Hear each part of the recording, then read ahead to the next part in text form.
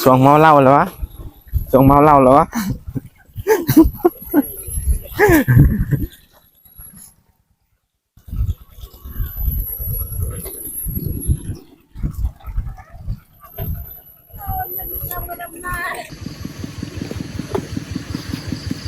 วัสดีทุกคนที่นี่ตอนทับซองของสี่เนาะ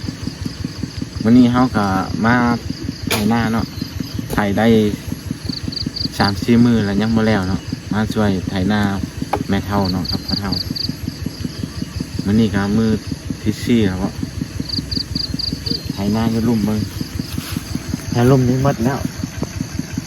มื้อเดียวก็หมดแล้วยังแต่หน้าเทิงแล้วมื้อนี้ขึ้นไถหน้าเทิงเบิ่งมื้อวันนี้ก็ไถ2 มื้อแล้วยังบ่แล้วถ้าเบิ่งมื้อนี้สิแล้วบ่เนาะแล้วก็มื้อนี้เขาก็จ้างหน่วยมาดำนี่เนาะจ้างหน่วยมาดำหน้าอีกมาเบิ่งน้ำกันว่าหลายคนมาเนาะสิมีผู้สาวว่าไปเบิ่งน้ำกันปิดหน่อยนะ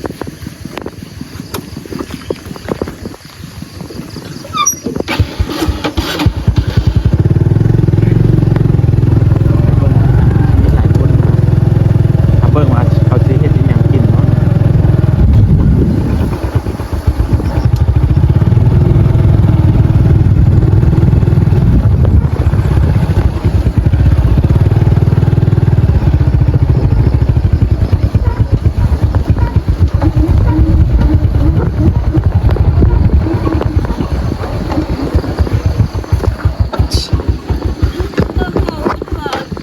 อันละโม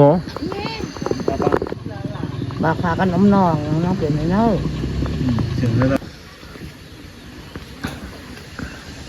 พุ่นเขาในพุ่น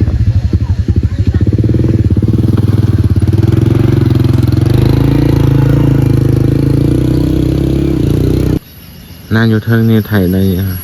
2 มื้อแล้วยังบ่แล้วเนาะพุ่นอยู่เทิงถ้าเบิ่งมื้อนี้สิแล้วเนาะพุ่นเขาดำนาอยู่ลุ่มพุ่นละจ้างหน่วยเขามาดำนะ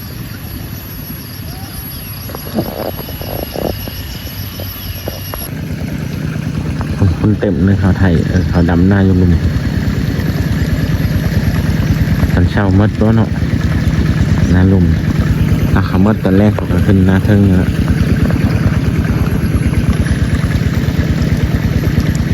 ประมาณ18 คนหรือว่า18 คนเนี่ยเขามาบกครบเนี่ยจ้างหน่วย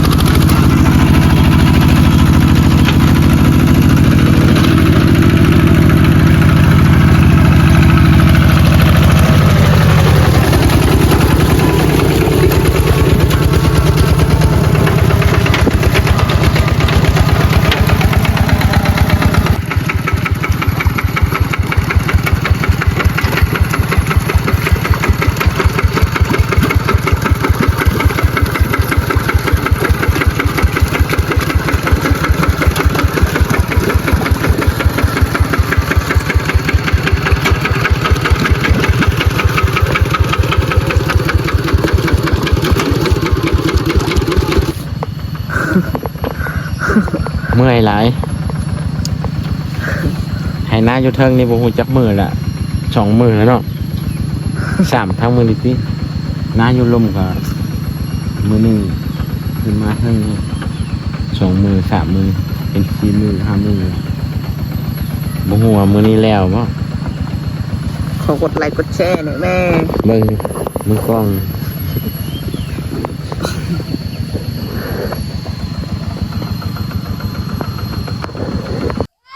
เอาหน่อยทุกคนเนาะตอนนี้ก็เมื่อผ่านก็หามากเนาะ เมื่อนอนเว้นล่ะเริ่มตื่น ตอนนี้4 โมงละก็หามาหอดเบิ่งเขาไถ ไถยังบ่แล้วซ้ำเนาะยัง3 4 5ให้นั่นล่ะเขาดำก็ฮอดครึ่งหนึงละ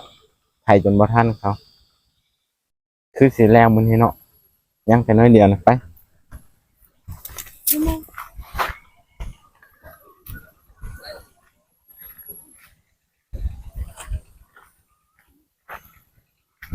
โอ้ยังให้กล้าพุ่นละยังบ่แล้ว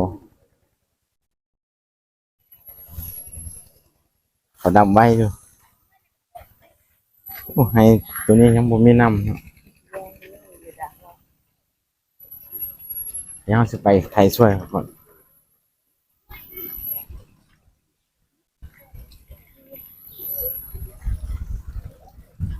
โอ้แดดเลย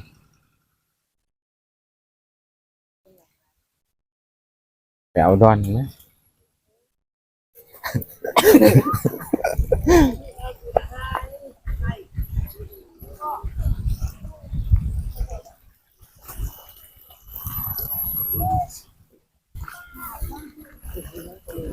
ช่วงเมาเหล้าแล้ววะช่วงเมาเหล้าแล้ววะ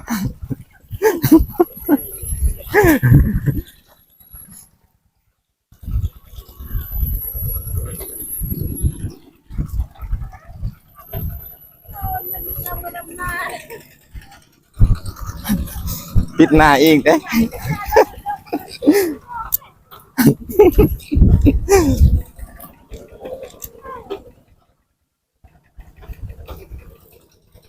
ไอ้ชาติเนี่ยจัดการ